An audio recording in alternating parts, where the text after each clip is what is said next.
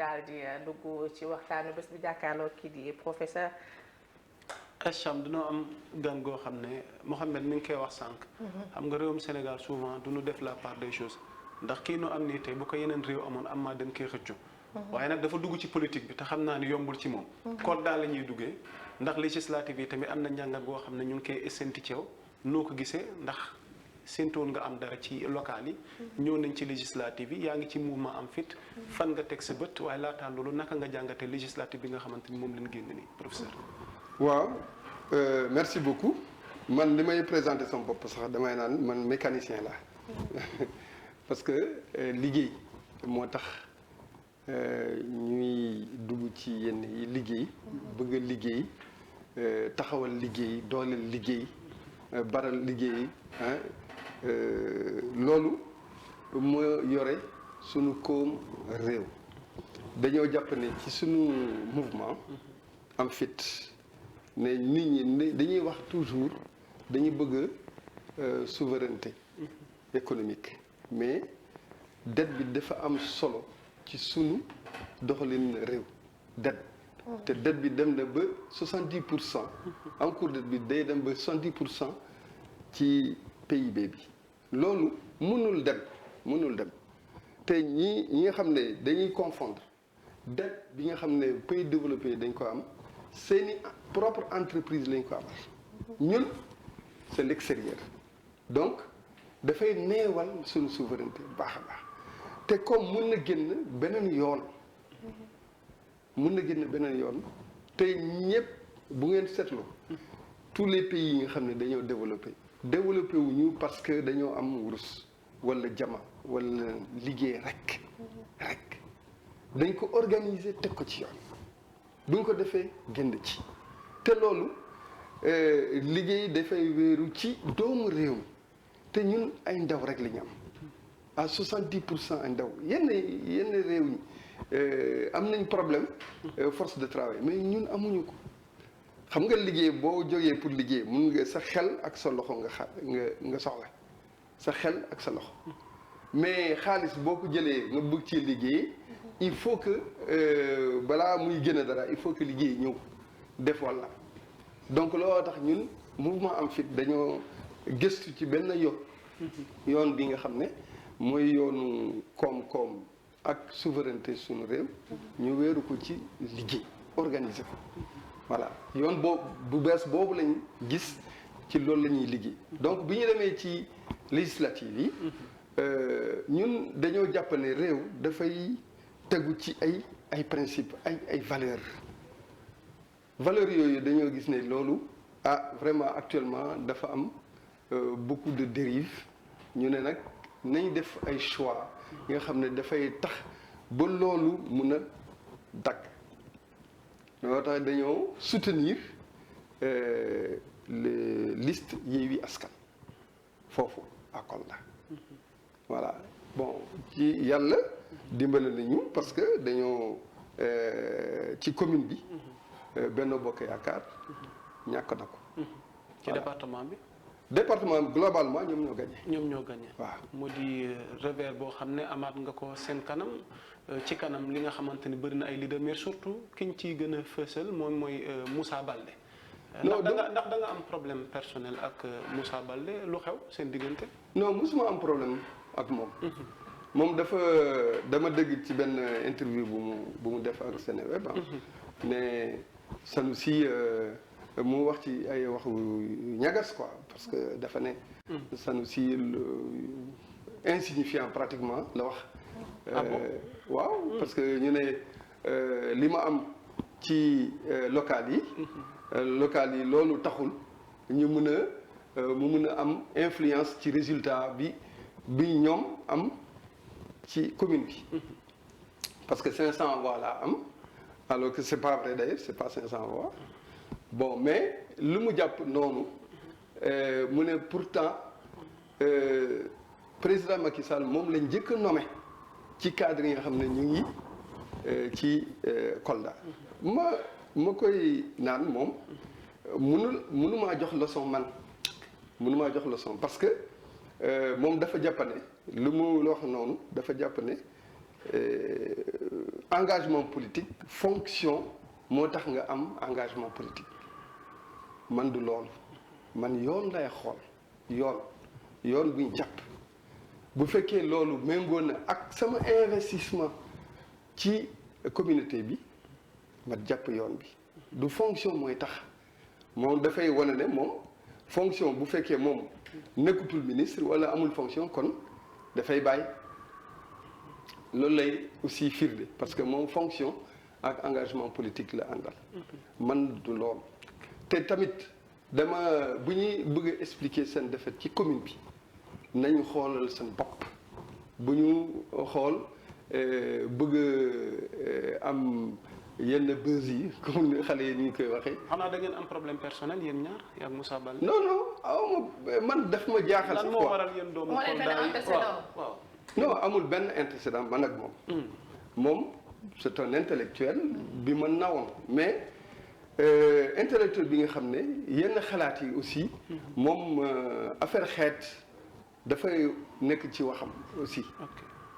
waaw affaire xeet te jàpp ne kii mënul nekk parce que xeet bii la bokk moom dafa nekk ci doxalinam donte moom c'est un intellectuel loolu dama koy ñawlu parce que warul nekk loolu warul nekk loolu dañ koo bokk Kolda dañ koo bokk moom département bi la doon militer mu ñëw dans la commune pour militer fa mu transférer son vote dans la commune fekk ma ci sama quartier foofu la dal sama quartier Saare Moussa man foofu laa juddoo foofu laa màggee et cetera muy fekk ma foofu mais daf mel ni moom lañ gën a jox baat que yow. non ci biir Kolda. non est-ce que du looloo tax mu xeeb la ndax chaque fois bu jongante amee ñoom ñooy jiitu. nekk sa kanam du chaque fois.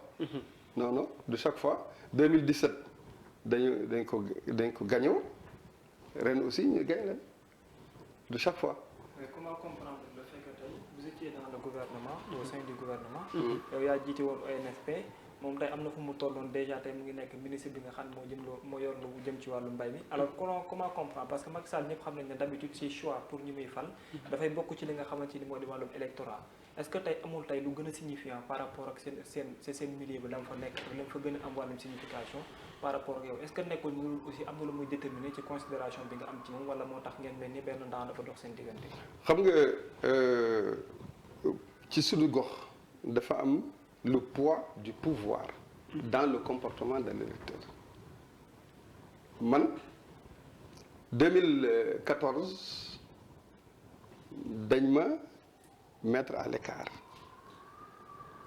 tabbuñu ma comme candidat du pouvoir ma nangu ko te le fait que ma bañ a nekk candidat pouvoir moom handicap laa demee loolu c'est déjà une chose donc nit ñi woote wuñu Moussa wala Demba wala Pathé pouvoir bi la ñuy voter deuxièmement man dama jàpp ne bu fekkee liggéey rek la liggéey pour communauté bi li ma ci def ñoom mënuñu koo wax mënuñu amul comparaison waxuma ne defuñu ñoom mais dama ne man def naa te bu fekkee nag ci représentation la boo neewalee nit ki nga ne léegi na nga ñëw ñu natt sa doole neewal boobu dafay compter moom ci kiyam donc bu ñuy mesurer sama kii sama représentativité sama poids dañoo war a dindi le paramètre du pouvoir soog a mën a xayma voilà bu fekkee loolu amu ci man élection locale dama demal sama bopp moom sax wax na ko donc j'étais pas une liste parallèle dama demal sama bopp gëm ne man dama yëkkati programme pour sama gox dem ci loolu am naa awma gañewu ma joxuma kenn xaalis mooyuma kenn diggewuma li nga xam ne mënuma ko dañoo joxe xaalis ak digg. ah mais clairement loolu moom xaalis moo tax ba ñu fal man joxewuma xaalis parce que li ma jàpp mooy nit kenn du ko jënd nit aussi da nga koy bàyyi ak xelam da ngay ñëw ak sa yow sa xalaat dama tëral programme bi nga xam ne ñoom ñëpp d'accord ci ne programme boobu moo war mun a soppi la commune de Kolda xam nga commune Kolda dafa nekk commune bi nga xam ne 1904 lañ ko samp tubaab yi ñoo ko samp débarcadère la woon fu ñuy wàccee ay bagages di jaay jënd jaay boobu moo tax ba nit ñi toog foofu donc melting pot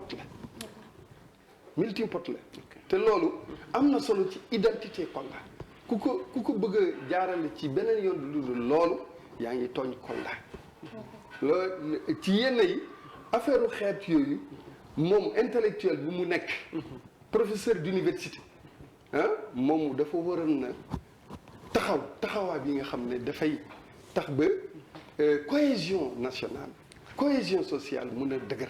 kon yow tey boo amee problème ak moom c'est parce que day promouvoir lu jëm ci wàllu ethnicisme loolu moo seen problème.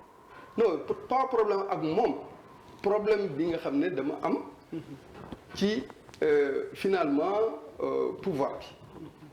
ok pouvoir suñ la déggee dañ la xeeb daal ca gox ba. pouvoir du xeeb sama bopp. du xeeb man kenn xeebuma parce que ñoom ñëpp dañuy naaw. mais nee na tu es insignifiant mais insignifiant voilà. parce que dafa mel ni loolu baax booboo la métti. mais fii non du insignifiant boobu ma métti mooy man bokkuma ak ñoom xeet. bokkuma ak ñoom xeet. donc te xam nga. boo jëlee chaîne lu tax ñu koy wax chaîne. mooy ay maillon li ñu lëkkaloo. maillon boo jëlee maillon bi gën a néew doole moo téye chaîne bi parce que bu daggee rek nootu ko tul chaîne. loolu tax dañu war a bàyyi xel bu baax a baax cohésion nationale xam nga man fi ma jàpp ne loolu affaire xeet am na ci doxalin bu fekkee ñoom rek la posé wu ma problème mais dañoo dem ba le 6 octobre. ñuy rencontrer ñuy recevoir responsable yi au palais de la République woowuñ ma ci loolu comprendre ma ko waaw. loo def ba si xaw ma ba léegi maa ngi laaj sama bopp. looloo tax te ñoom ñëpp boo xoolee nu mu bindoo nga xam ne bu fekkee ñi man dañ ma écarté mënoo koo teg fenn lu dul affaire xeet. jàppoon ni tamit da nga bokkoon ci ñoom jamono dox fi mu ne ni ngay soutenir ñoo xamante ni dañuy jàmmaarloo ak ñoom nga nekkoon ci seen camp tey jii yaa ngi ci camp opposition est-ce que ñoom war nañ la mën a accepter léegi seen biir tamit. non waxuma tey 6 octobre laa wax. bii weesu man depuis bii weesu. 6 boobu octobre 2021 yaa ngoon opposition wala yaa ngoon seen biir. non maa ngi woon seen biir. yaa ngoon seen biir. waaw mun na am. ñu gisoon ni da ngaa amoon tànk maanaam pour est-ce que dem professeur ci tamit amoo woon tànk pour. waaw pour dem ci opposition bi. xam nga. lan moo la war a mën a jëlee APR lan moo tax tey jii nga retrouver wu. 6 octobre boobu la 6 octobre boobu. donc frustration moo la génne biir APR. déedéet jàdd yoon bi nga xam ne. moo tax ba ma dugg APR moom laa gis ne dañ ko jàdd. nga génn waaw. mais ku dem ba fan la nga nekk DG. ONFP. am na qualité boo xamante ni teg na ko ci sa wet wala benn confiance bi donc est-ce que nekkul na yaa rupture de confiance ba mu dem ba gisatu ko ci yow wala la mu doon xaarande ci yow loolu nga matewul moo tax tamit ñu mettre la à l'écart. plutôt que ngay évoquer lu jëm ci wàllum ethnicité. mun na am mu amatul yaakaar ci man. mun na am parce que moom moo décidé nommé ma te je suis pas le meilleur sénégalais. am na ñi nga xam ne ñoo ma ëpp fuuf jàng taxawaay yooyu yëpp xam-xam bon mais mu tab ma nag dénk ma ONFP ma doxal ko 7 ans bu fekkee dama fa def li nga xam ne jaaduwul war a jëmewul kër bu fekkee foofu am na benn reproche bi may defal ma mën a comprendre bu fekkee reproche amul nag mu am ay actes yu ñuy posé noo koy jëlee reproche amul donte moom président fu mu taxaw wax rafetlu liggéeyu ONFP bu ma fa nekkee donc fan la rupture confiance am man dama mus a wax ne 1984 dama mus a wax ne bëgg naa nekk maire Kolda parce que dama am ay projets yi nga xam ne leer na sama bopp ma bëgg ko doxal. depuis 1984 boobu étudiant la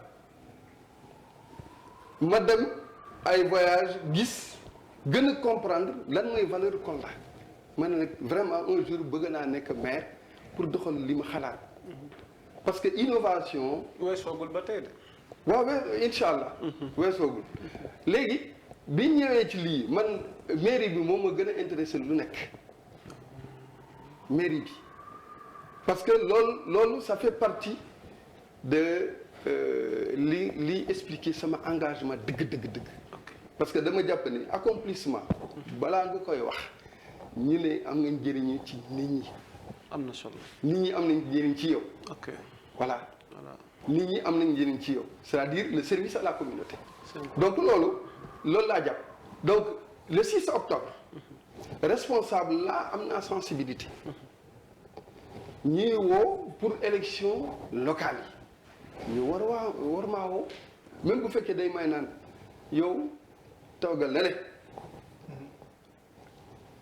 fooguñu ne yow mun nga am doole pour gagner ma dégg loolu bu fekkee loolu moo amoon sax mun naa ko dégg mais kenn woowu ma kenn wax ma dara mel ni je n'existe pas mais je refuse de ne pas exister. parce que sama existence mooy sama li ma tax a jóg pour def politique loolu ñoom kenn yoru ko man sama engagement bopp la voilà donc ñu ñëw ci prochaine législature gi nu jëm gis nañ ni coalition au pouvoir fi mu ne ni seen doole ganu amoon ba nu génn amatuñ ko wàññeeku na naka nga gisee prochaine législature gi ñu jëm ak taxawaay bi nga xamante ni yaa ngi koy séntu député yi nga xamante ni ñoom lañ tàbb ngir ñu nekkal fa askan bi. waaw wax naa ko léegi nee naa législature bi.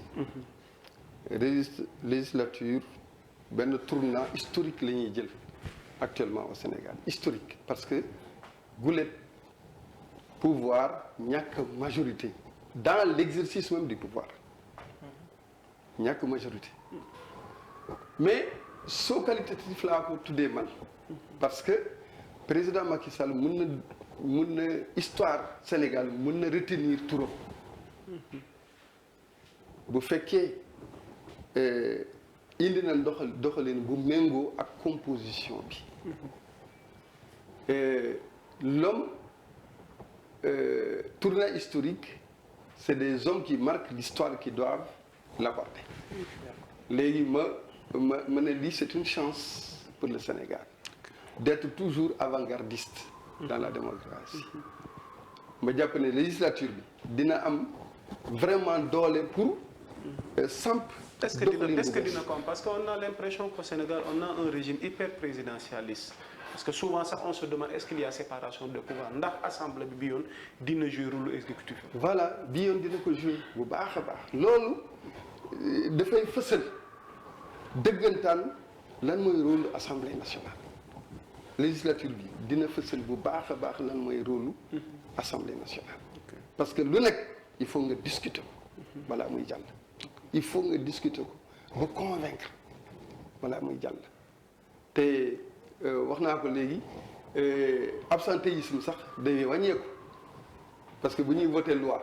kenn du bëgg tardé wala absenté wu parce que ku absenté yaa tooñ sa bopp voilà donc loolu aussi dafay indi beneen efficacité te débat bi dina élevé ce n'est pas juste dérouler sur un terrain conquis mais c'est convaincre waaw te am na ay forces politiques yi nga xam ne tey mënoo wax ne amuñu doole. il faut justement question bi ci sens boobu laa ko bëggoon posé sax monter en puissance force politique yooyu surtout que gis nañ tey intercoalition Yewwi ak Wàllu gis nañ la ñu am ci local yi waaye gis nañ confirmation gi ñu def ci législative yi te 2024 mi ngi sunu kanam. waaw loolu la législature là c'est vraiment une législature particulière force politique yi am léegi mënoo wax ne confrontation mais il faut composer avec c'est une réalité intangible kon mën nañ dem vers un gouvernement d'union nationale. man loolu laay souhaité loolu mooy njëriñu réew mi. mais est-ce que opposition dina ko nangu parce que bu ñu jëlee exemple kenn ci ñoom ci leader Yewwi Askan Wi ku mel ni Ousmane Sonko mosuñu ko gis benn yoon mu dugg ci gouvernement bi est-ce que ñoom tey jii dinañ accepter au moment bi. non donte moom ngay souhaité.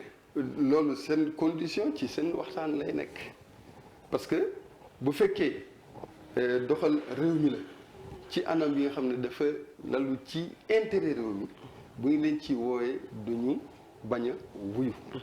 gis nañ ko affaire Covid bu mu ñëwee dem na wuy répondre appel au président de la République. donc bu fekkee affaire réew mi moo taxaw am naa confiance ne ñoom tamit dañuy jouer seen rôle. alors professeur yow lan nga jàpp ni moo war a doon tey échec wu nguur gi fi nekk. ñu bëri ngi teg sur la table tey débat sur l'homosexualité mais bi ci gën a fës te ñëpp di xaar mu leeral ñu ndax moo ko diggee woon muy wàllu ñetteelu mandat bi ndax dina présenté du présenté wu yow am personne noo gisee tey jii nii. xam nga yaa le volet juridique et le volet politique ci wàllu troisième mandat. bu fekkee ci wàllu yoon la. mun ma cee wax. loolu dama am jeexi jaax. est-ce que constitution bi est-ce que boroom xam-xam yi ñu ngi wérante seen biir mais ci wàllu politique man président Macky Sall lii législature bi sax dafay tax ba ma gis ne moom yoon bu mu jëloon 2012 foofu lay dellu.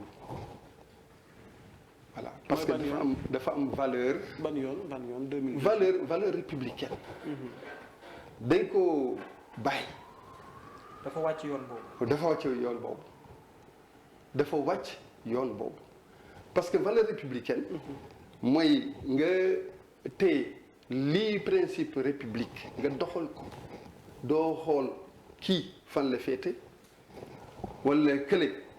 dina laa bokk ak moom. objectivité daal. voilà. mérite. te intérêt général. nit ñi dañoo gis ne loolu ci jikko yi. dafa neewal lool. looloo tax on ne le reconnaît même plus. on ne le reconnaît plus par rapport à 2012 on ne le reconnaît plus. wàcc yoon bu mel noonu loolu la ñuy xool. looloo tax man législature bi daf koy dimbali moom pour mu ñëwaat dans son référentiel de départ mu ñëwaat ci bu mu xool kenn na xool lui et le Sénégal. est-ce que da nga bëgg a wax ne mën na nekk une opportunité pour moom que mu rattrapé wu de sorte que mu mën a jéem a dem sax dabi ji lu jëm ci wàllum troisième mandat bu fekkente ne am na benn composition boo xamante ni mën a nekk bu ñu xaw a apprécier vis-à-vis composition bu législative bi. non troisième mandat moom. def naa loolu. c'est du passé. c'est du passé. Ah bon? Ah pour moi c'est du passé. Dans quel sens? Ah parce que composition kii bi moo ko wax. législature bi. moo ko dàq. am na benn. mais moo am majorité de. relative. il a 82 sièges. waaw pas 83 te boo boolee ñaari coalition. pas 83. majorité la daal. loolu. non ñoom nee nañ majorité la pas de relative pas de absolu. non majorité. waaw mooy 83. du ñoom ñoo koy wax. mais majorité dañ ko définir. 83 mooy majorité. amuñu majorité absolue. supposons moom dinañ seeti faiseur de roi il y a Pape Diop bu am benn député il y a Pape Djibril Fall bu am mais loolu sax. loolu. gisoo loolu du tax ba Pape Diop nekk benn bokk yaakaar. du tax ba Pape Djibril Fall nekk benn bokk yaakaar. accord politique au sein de l'hémicycle. loolu bokkawul ak dañ la fal ba nga am majorité bokkawul. pour yeneen projet de loi. voilà donc loolu dama jàpp ne moom. message bu mu war a comprendre mooy loolu te président Macky Sall wax na ko du benn du ñaar du ñett. lan la wax bind na ko. lu mu wax. c'est mon dernier mandat. mais ci diggante bi changement am na. ban changement. par rapport ak yenn rumeur yi ngay dégg ba si ñi ko jege sax di wax ay waxu 3e mandat. waaw moom laay wax man moom. yow loo koy wax tey yow loo koy wax en personne tey. man li ma koy xelal na il faut qu'il rentre dans l'histoire en laissant de côté cette histoire de 3e mandat mu jublu ci li nga xam ne mooy def ba sénégalais dootul fàtte turam man loolu moo pour moi c'est ça l'enjeu ce n'est rien d'autre. mais lu mu réussir depuis 2012 ba léegi pour yow est-ce que mën na ko réussir en 18 mois aussi. non xam nga kenn du wax ne Macky Sall liggéeyul de man ci jikko yi laa wax. d'accord ci jikko yi. jikko yi kenn du wax ne liggéeyul de man duma ko wax liggéey na dëgg il a réalisé mais jikko xam nga réalisation bu dëppoowul ak jikko dafay yàqal réalisation parce que mooy taxawaay ak doxalin ak jëf mais bu amee taxawaay bi nga xam ne méngoowul ak réalisation même bu fekkee sa réalisation am na doole mais dañuy naan non fu mu ko amee moom rafetul. mais professeur doo leen jàppale nga décortiquer ni un peu. moo jikko bi ngay wax l'éthique gouvernementale la wala c'est vis-à-vis de Macky Sall le problème wala c'est quoi exactement.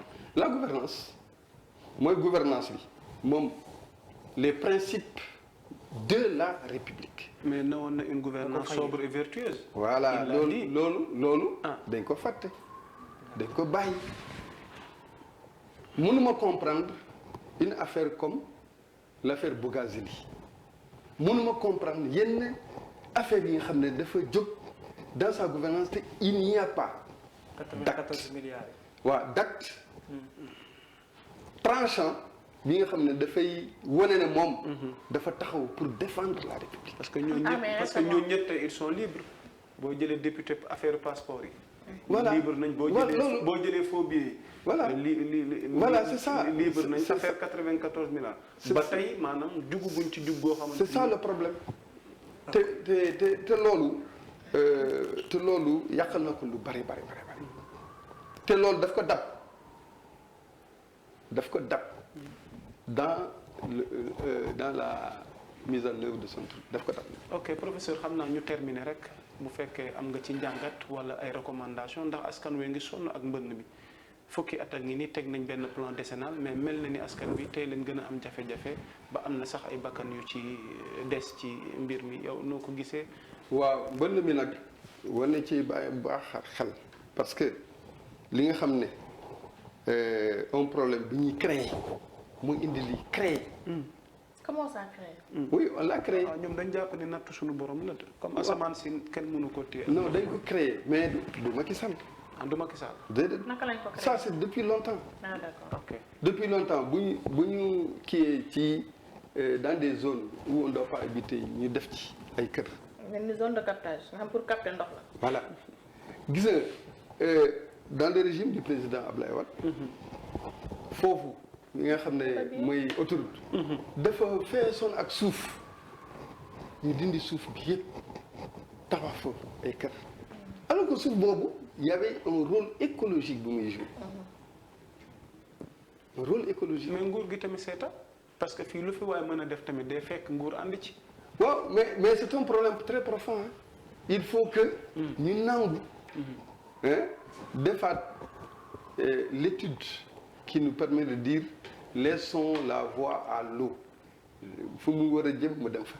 Et dans tout ça on ne peut pas évoquer ce que l'on appelle benn manque de volonté wala incompétence du moment où l'on dégaine presque des milliards presque chaque année alors qu'en vérité. laxisme am na laxisme.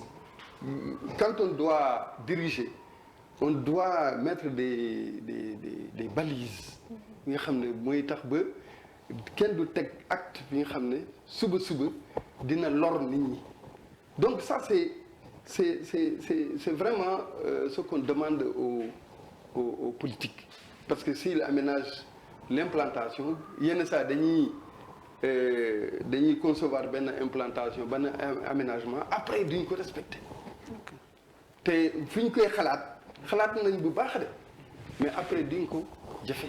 Alors pour terminer aujourd'hui qu'est-ce qu'il faut faire tey lan nga jàpp ni tey xëy na bu nu ko defee dina mën a wàññi jafe-jafe yi ñuy jànkonteel ak mbënn mi. ñu jeexalee foofu waaw. man li ma jàpp ci affaire mbënn mi.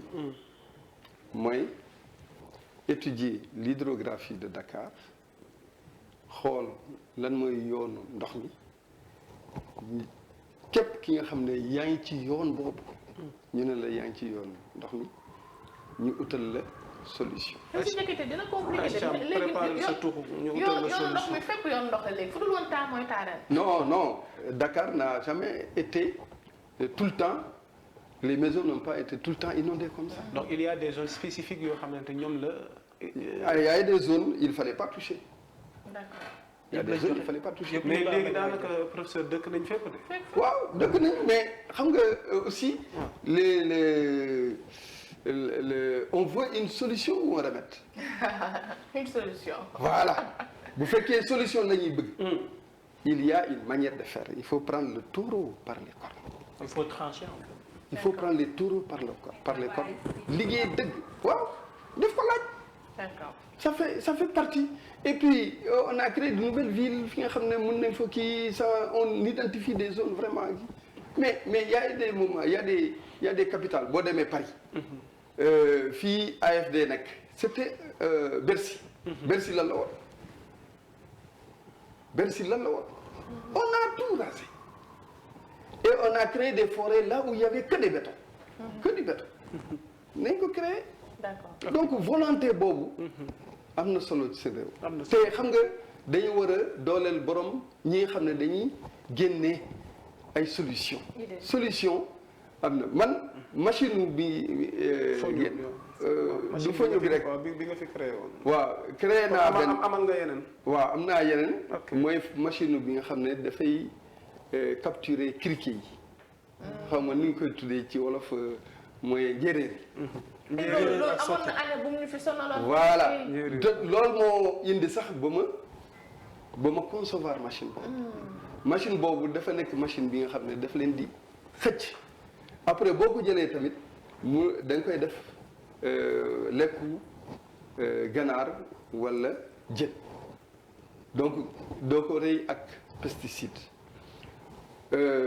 ma ne nañ ma gunge pour ma def test sur le terrain loolu xam nga loolu affaire xam-xam rek la. moo tax sa élève bi sax mu ngi koy laaj nee na yaa ko yoroon lycée Maurice Delafosse Ibrahima Ndiaye. mu ngi laaj machine foño bi fan la mujjee c'est aux oubliettes wala. non ça sur le terrain ça a permis à des zones yi nga xam ne kenn bàyyi nañu béy foño depuis plus de 50 ans. D'accord. ñu ñëwaat ci comme dund. Ça fait reprendre la culture du fognon. Actuellement fognon nit ñi bàyyi nañ ci xel. Fognon dafa nekk une richesse pour nos pays. am na solo waaw fognon amul fenn àdduna lu dul Afrique de l'Ouest. waaw bu ñu ko dooleelee rek ñu dooleel alimentation ñu dooleel koom waaw te dafa yomb pour béy ko yomb ñax la. mais lan la ñuy xaar ministre de l'agriculture sama frère Moussa Baldé au lieu que mu jublu ci loolu moom mënoon na bàyyi turam Sénégal sax parce que bu jëloon foño mu ne dinaa ko promouvoir Louga Diourbel Saint-Louis mu def benn programme bu rëy est-ce que kenn dina ko fàtte Sénégal duñ ko fàtte day ne moom moo fa dugal ils ne savent pas travailler pour l'histoire et l'avenir ils sont toujours dans des préoccupations nombrilaires. am na solo jërëjëf am na solo mu ngi noonu donc c'était professeur Sanoussi Diakité moo nekkoon